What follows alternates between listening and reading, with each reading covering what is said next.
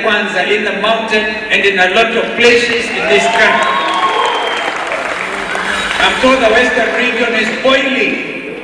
In fact, Western region is boiling. Western, oye! Are you boiling? For change, for redemption, for liberation. Kenya will never be led by thieves anymore. Are you ready? This is the moment. All right, moving on. National Assembly Majority Leader Kimani Ichung'wah faced a hostile reception in Olkalau on Thursday while accompanying President William Ruto on his 5-day tour to the Mount Kenya region. Trouble began when ICT Cabinet Secretary Kiambu Governor William Kabogo concluded his speech, and Ruto invited Ichung'wah to address the crowd. As he climbed onto the vehicle and waved, signaling gratitude for the opportunity to speak, the audience erupted in jeers and protest. Some attendees blew vuvuzelas, drawing out his voice. Mheshimiwa Rais, mimi akaida mwela holai niediga bagalelo. Hawa watu wa Kware, Mheshimiwa Rais, wamesema hii affordable housing iko hapa. Ile mawe yote inajengwa hapo, ikiwekwa kablo ipewe hawa vijana affordable housing. Leo mwenele.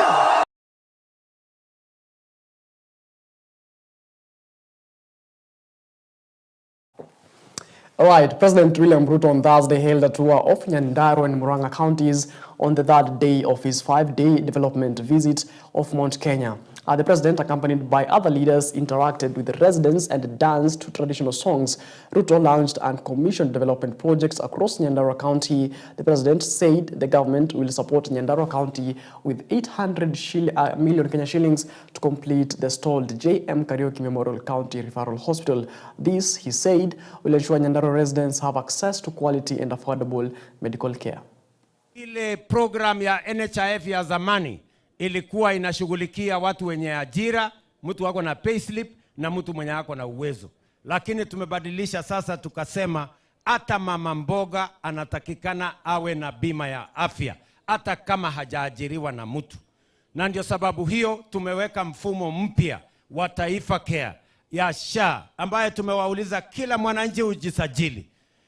Kila mtu atalipa kulingana na uwezo wake. Kuna mwenye atalipa 1,000, kuna mwenye atalipa 500, kuna mwenye atalipa 200, kuna mwenye atalipa 100, na kuna mwenye hana uwezo kabisa, sisi tutamulipia kama serikali.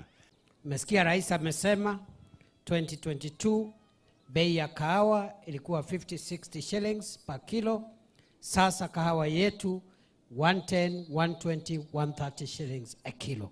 Ni kazi si kazi? Ni kazi si kazi? Sisi tunasema tunaendelea kusonga na kasongo. Sisi tunasema tunaendelea kusonga na kasongo.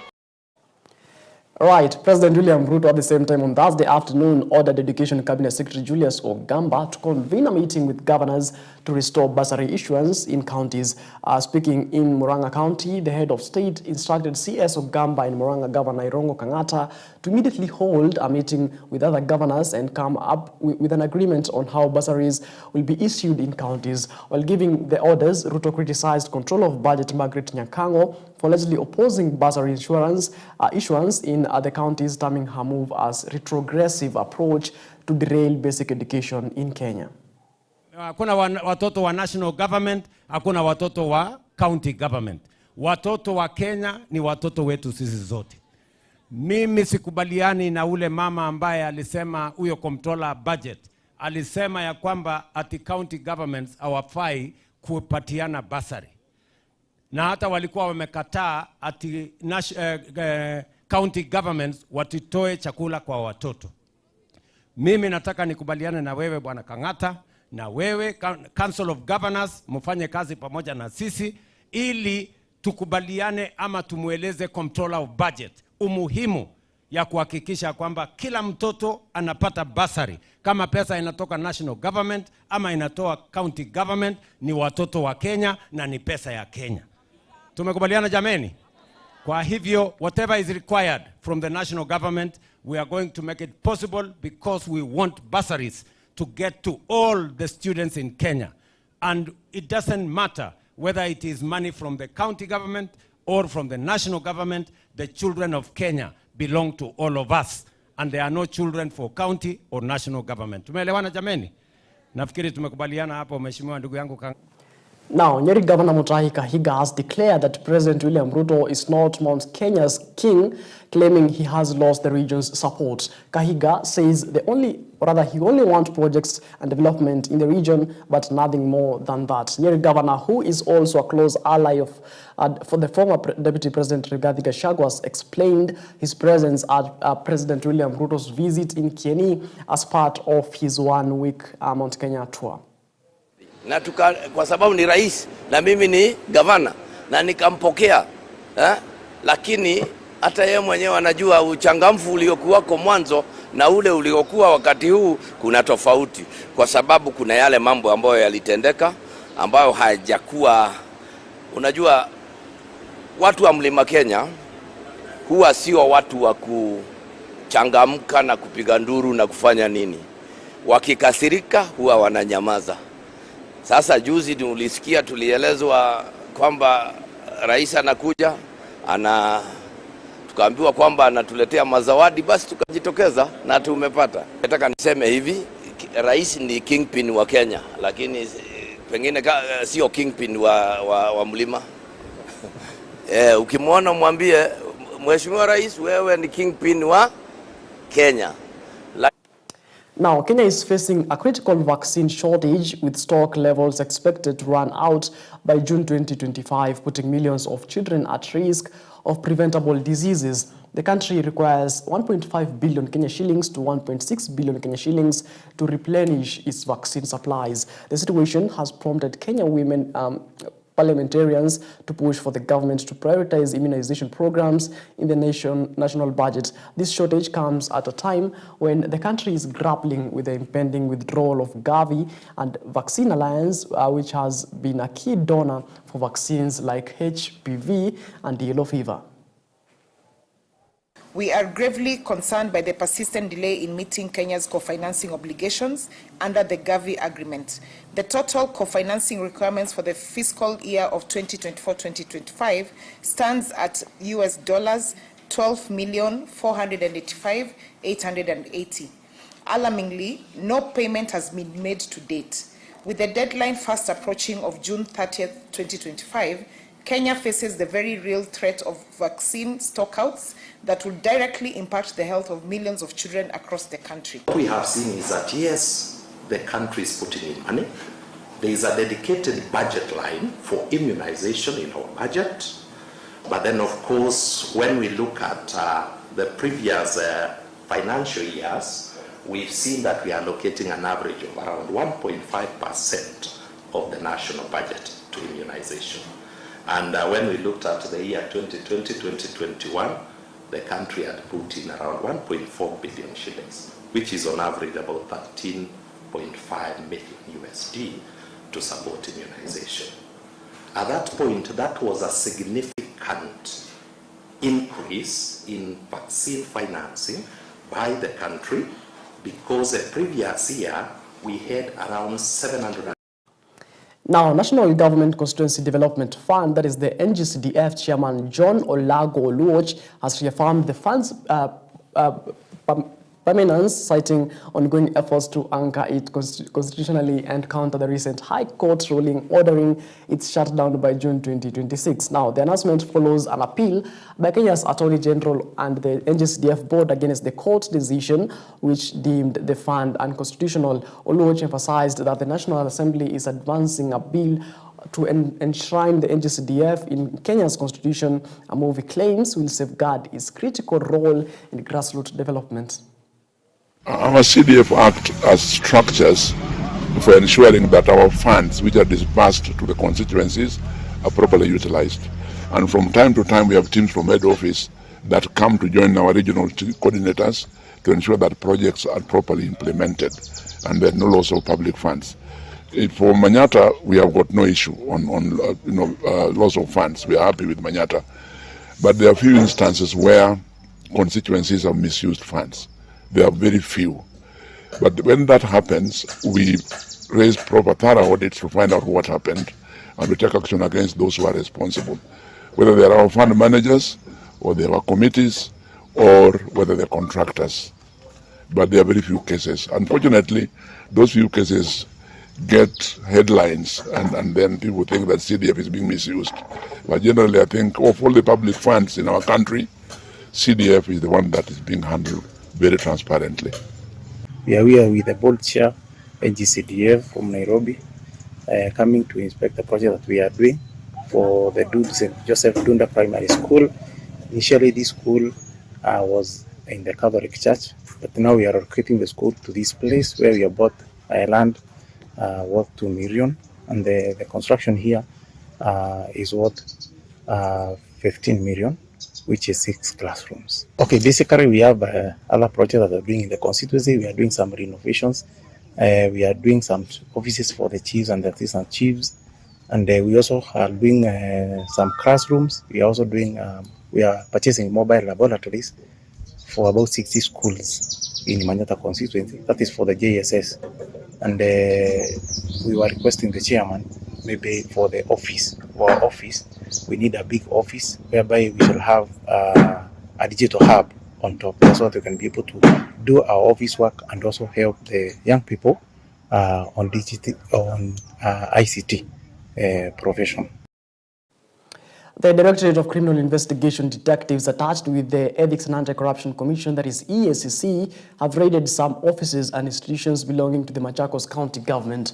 The sleuths raided the said offices and institutions after they reportedly picked the county's finance executive Onesimus Kuyu from his residence at a Nairobi estate on Thursday.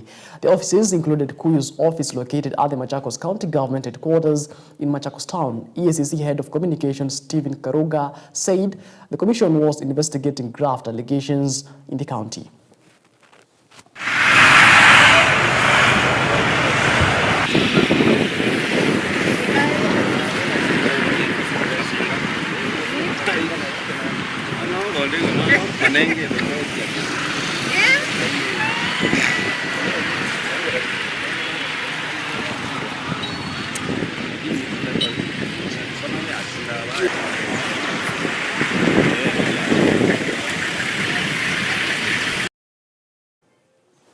Now, the Kenya Union of Post-Primary Education Teachers, that is KUPPET, in Nakuru branch, has asked the Teachers Service Commission, TSC, to revoke the recently published teacher promotions citing unfair distribution.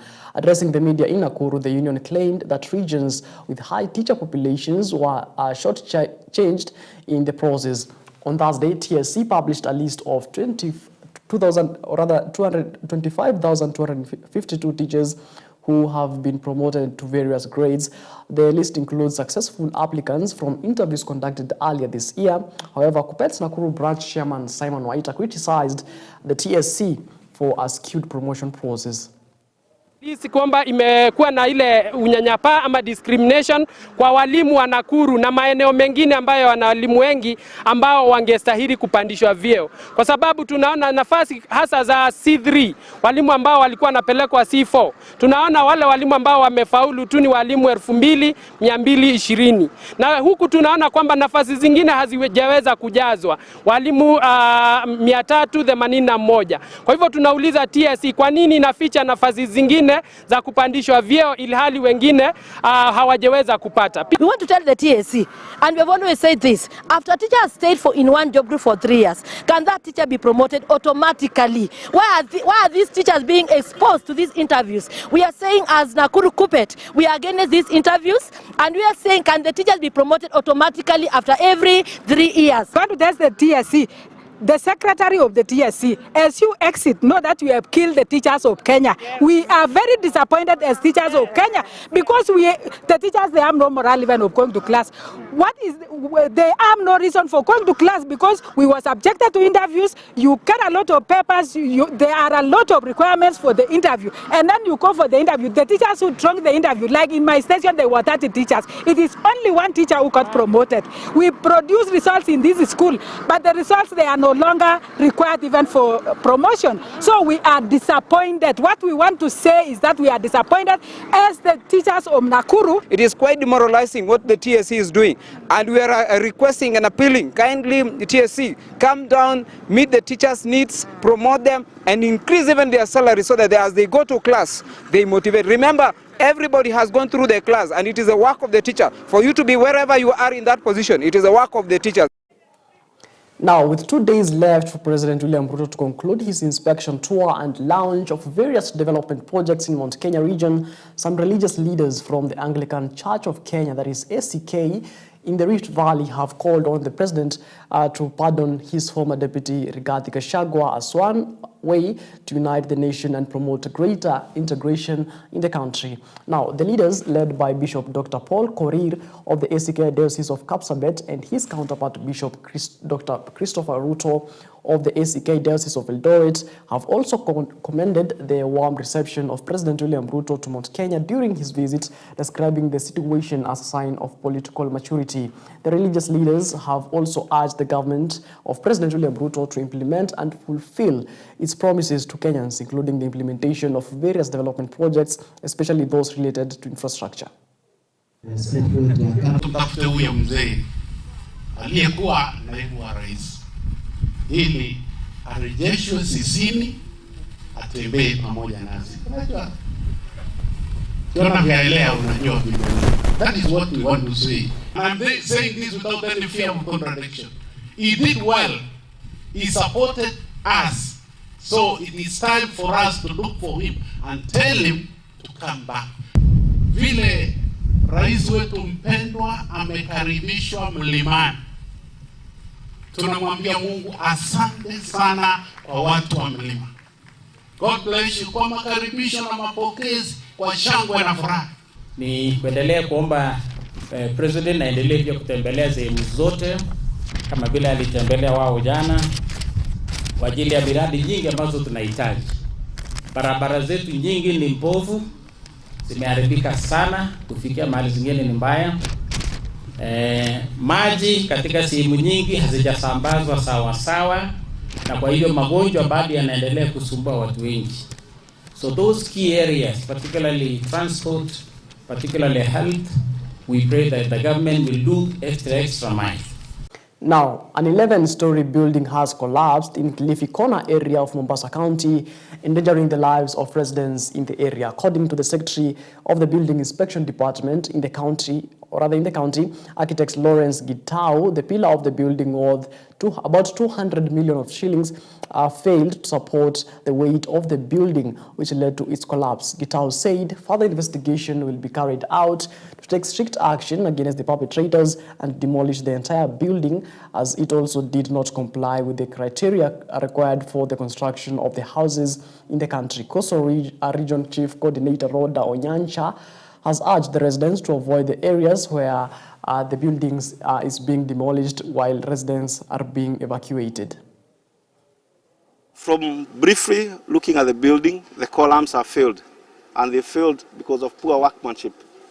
And this poor workmanship is most probably because the consultants, the engineers, and the architects were not involved in either the design or the supervision, and if they were involved, maybe on paper. When a building suffers structural failure, the weight or the moments of that building move to one structural element, and now it's the column. And as you can see, it's a leaning tower. It's leaning, and it's not designed to be leaning. So it poses continuous danger, so we are aiming to bring it down in the fastest time possible. We have documents with NCA that indicate that the building had been approved for 6 floors, but as you can see, it's 11 floors. But we are waiting for documents to see whether there was an approval for extension. For us to bring order in this country, it's important that we convict some people for loss of property, loss of life. So we will, as MSAC, we will be supporting the investigating authorities and all the other relevant authorities, including the county government, to bring to book and to punish whoever will be judged to have been the cause of the failure. Tunashirikiana pamoja county government na national government na other private sector. Lengo letu kuu mwanzo hapa ni kuhakikisha usalama wa wananchi. Alafu baadaye na expert tuko hapa tutafanya uchunguzi, tujadiliane, alafu tutaweza kuwapa maelezo kamili. Tungependa kuwasihi kwa sababu itachukua muda ili tuweze kulileta hili jengo jini. Tungewasihi kwamba tafadhali muweze kutupa muda, muwe na supra ili tuweze kuhakikisha kwamba jengo hili limekuja chini na pia tumeweza kuondoa yale yote ambayo tunaweza kuondoa pale. Tepetevu wa serikali katika kuhakikisha mijengo inajengwa kulingana na sheria. Hii ni changamoto kwa the disaster management, ni changamoto kwa NEMA wanapo approve constructions za majumba kama haya, wahakikishe ile environment iko safe so that disasters zikitokea kama hizi ziweze kuwa managed. People are not competent enough kuhakikisha kwamba wanafuata sheria na mwongozo kuona nyumba zinajengwa kulingana na masharti yaliyowekwa. Kwa hivyo ni wazi kwamba wale ambao walihusika kwa njia moja ama nyingine wanastahili kuchukuliwa hatua na kuwajibika kwa hii hasara ambayo.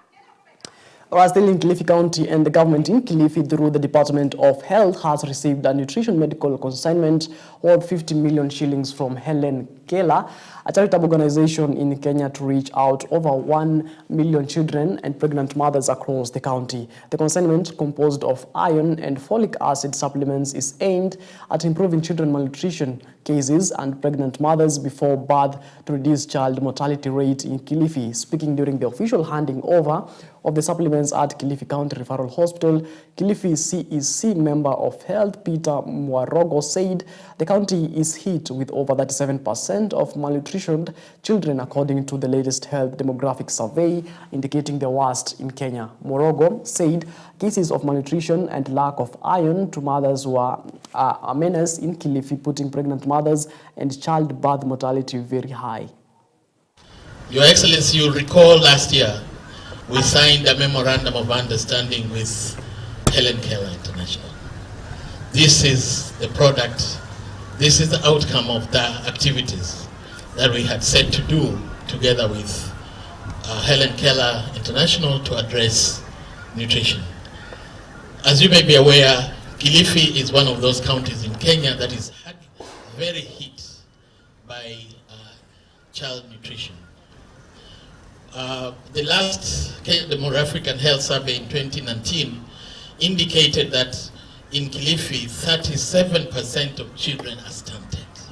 Is that since 2014, Helen Keller has been working with the Kilifi County in partnership with Kilifi County, and we have collaborated in a number of programs, especially in the area of nutrition. And we are happy that Kilifi has been a very welcoming county, and we have worked very closely in this partnership, and we still think that we want to diversify our partnership with Kilifi County going forward. Before and after delivery. And also, Your Excellency, for information also, we have partnered with the RCK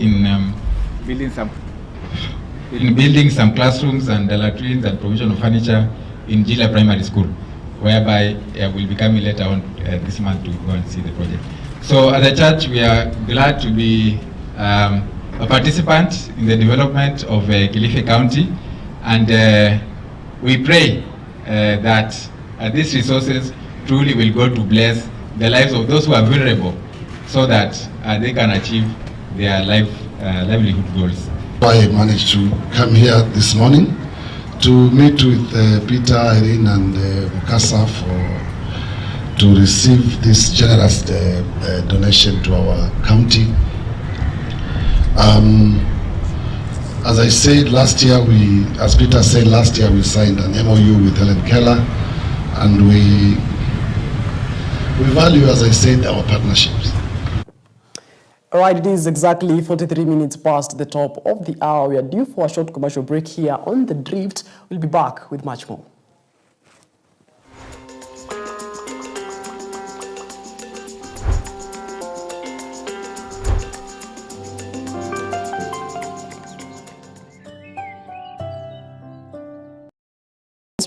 Who has been having a difficult time facing home crowds. They are jeered and booed in the indication they could be leaving or boot time. Now, the top story title on the Standard newspaper is The People's Wrath. Of course, that story, that particular story, you can get it on page 4 of the Standard newspaper. Now, let's take a look on the story right here on the corridors of justice. And a woman set to repay husband 2.6 million after failed deal. Now, the Court of Appeal has dared a woman to repay her husband 2,687,797, the amount he had lent her for startup capital for a business venture. Now, Justice Kadhurima Minoti, Fred Ochieng, and Weldon Korir issued the ruling directing Beryl Awinja Sakwa to repay her husband Anguli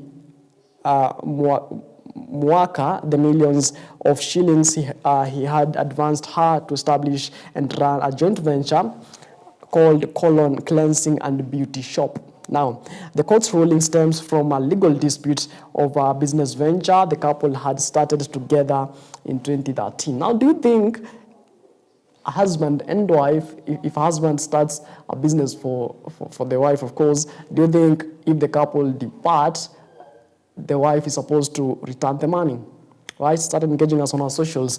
Moving on, Olekina urges Ma unity to as rival groups clash at Kajiado rally. Now, Narok Senator Aledama Olekina has urged the Ma community to unite in their efforts to develop the region. This call comes as part of his ambitious plan to lift the community out of poverty. Now, in his first major rally in Sajironi village, Kajiado Central Sub-County on Thursday, Senator Olekina described the meeting as a turning point for the community aims to shift focus from the divisive politics. Right?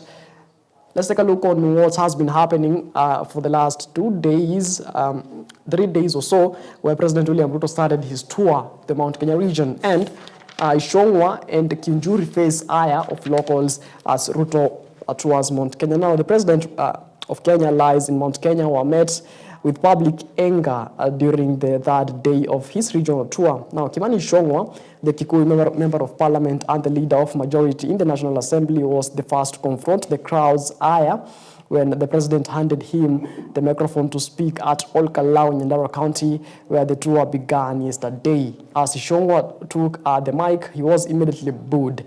The crowd, which had earlier listened attentively to CS William Kabogo, hostile towards the Kikuyu member of parliament. Of course, we had that particular story in our earlier in the bulletin. Now, IG Kanja told to quit for addressing rally. The Inspector General of Police, that is Douglas Kanja, is under fire for attending and addressing a political rally in Kieni, Nyeri on Tuesday. Now, the Law Society of Kenya now wants Kanja to resign if it does not apologize for attending the rally. It argues that the accusation violated the constitutional and warrant his removal from office. In a statement yesterday, LSK President, that is Faith Odhiambo, also stated that Kanja had violated laws that demand the police officers to be impartial. Right? Let's take a look on what's making headlines on the Daily Nation dated today, the 4th of April 2025. Now, Moi family, our farm loses geothermal licenses. An independent power producing company owned by the Mois suffer a blow after a court revoked its licenses to undertake exploration and geothermal development company project in Menengai, Nakuru County. Of course, that particular story, you can get it on page 12 of the Daily Nation dated today. Now, top story on the Daily Nation. Now, top security chiefs dance with politics. There is a picture there of General Charles Kahariri, the Inspector General of Police Douglas Kanja, and NIS, that is the National Intelligence Service, Director General Nurdin Haji. Now, Inspector General of Police Douglas Kanja's speech in one of the President William Ruto's political rallies in the ongoing tour of Mount Kenya has triggered outrage over perceived dabbing in politics by security chiefs. This follows last week's utterances by Chief of Defense Forces General Charles Kahariri and National Intelligence Service boss Nurdin Haji, who warned against the Ruto must go slogan and the rise of divisive politics online, respectively. Now, that particular story, we can get it on page 4 and 5 of the Daily Nation. There is a quote there of General Charles Kahariri, who is the Chief of Defense Forces, says, and I quote, "So when some people say they are tired of this government, a government they elected on their own, and say must go, that must go, must be done according to the Constitution." You will remember those words were said by General Charles Kahariri some few weeks ago. And of course, let's take a look on what the IG, the Inspector General of Police, that is Douglas Kanja, says, and I quote, "Are you happy to see our president here? Do you want him to come back again? We are still doing our work." That's what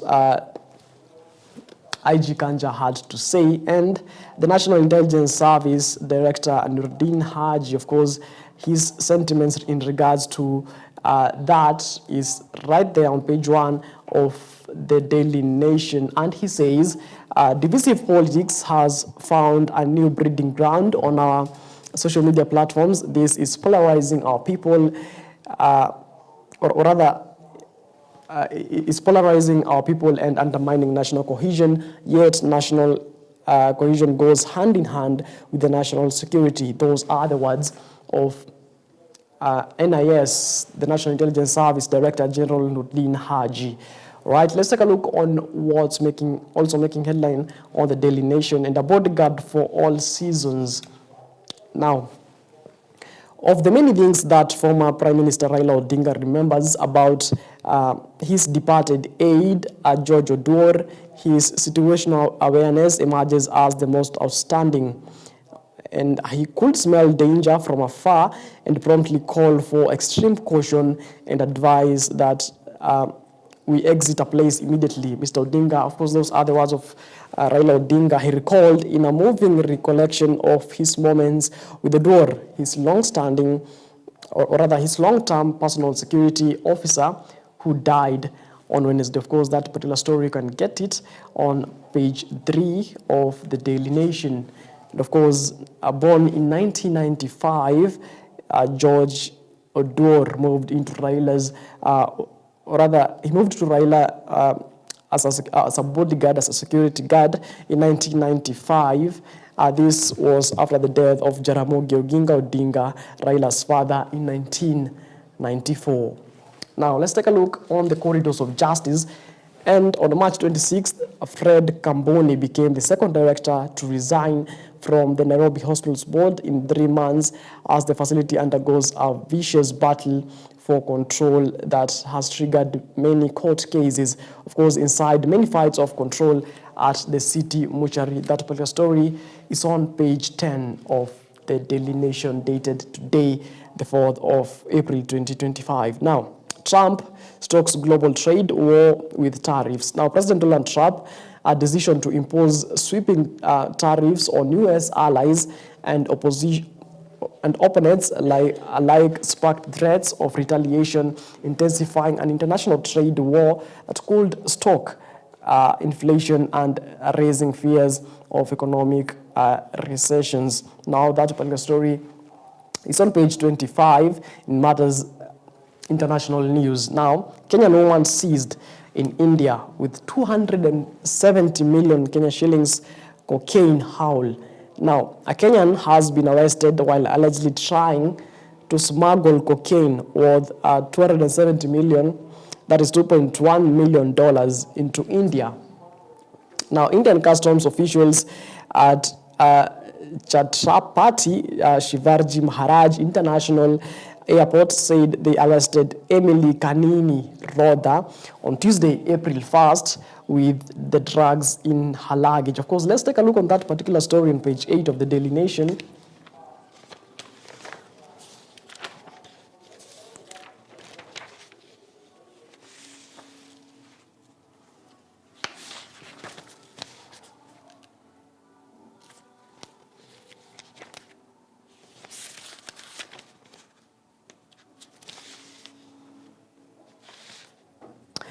All right,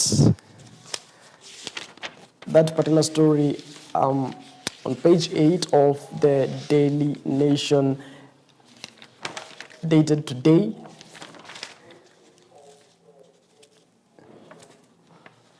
All right, I seem not to find that particular story on page 8 of the Daily Nation. It has some other stories.